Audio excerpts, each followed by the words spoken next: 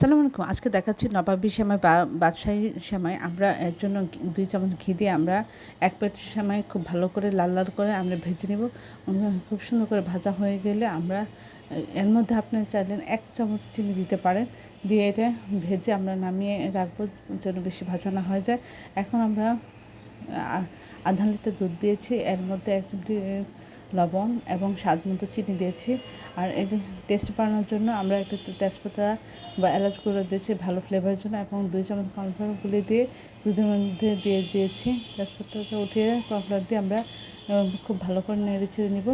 স্বাদ মতো চিনি এবং সব কিছু দেওয়ার পরে আমরা এটা দুধটা নামিয়ে আমরা প্রথমে আগে সেমাইটা দিব নিচে একটা পাত্রে, দিয়ে আমরা এই দুধটা আমরা ঢেলে দিব। তারপরে আমরা উপরে আবার সেমাই দিয়ে দিব।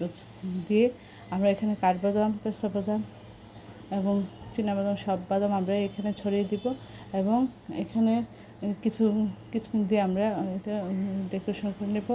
অসাধারণ হয়েছিল। আশা করি এই সময়টা আপনারা একবার হলে ট্রাই করবেন। এই ধরনের সুন্দর সুন্দর ভিডিও পাওয়ার জন্য চ্যানেলটি লাইক এবং শেয়ার দেবেন, সাবস্ক্রাইব করবেন এবং প্রিয়জনকে বেশি বেশি করে শেয়ার দেবেন। চ্যানেলটি সাবস্ক্রাইব করবেন।